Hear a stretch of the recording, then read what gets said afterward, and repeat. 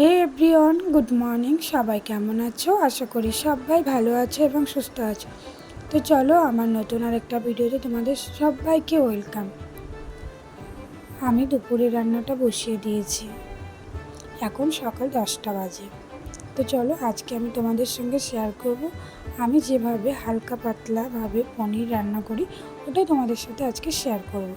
আর তোমাদের দাদাভাই খুব একটা রিচ খাবার খেতে পছন্দ করে না, একটু হালকা পাতলা খেতেই পছন্দ করে।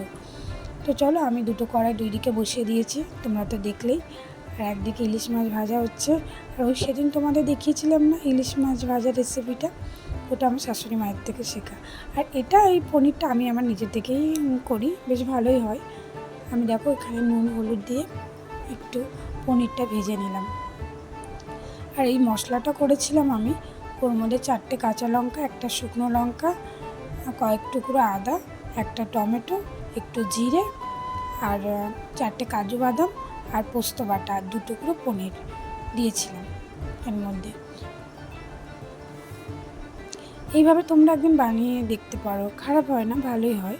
আর কেমন খেতে হয়েছে সেটাও কিন্তু কমেন্ট করে জানাবে। আর আমার ভিডিও তোমাদের কেমন লাগে প্লিজ একটা কমেন্ট করবে। তোমাদের কমেন্ট দেখে আমার ভিডিও বানাতে আরও আগ্রহ বেড়ে যাবে। তো চলো, তোমরা দেখতে থাকো। আর আমার ভিডিওটা তোমরা কে কোথা থেকে দেখছো সেটাও কিন্তু কমেন্ট করে জানাবে। নর্মালিভাবে খুব খেতে ভালো হয়। তো চলো, আমার রান্না রেডি। আজ তবে আসি এই পর্যন্তই, টাটা।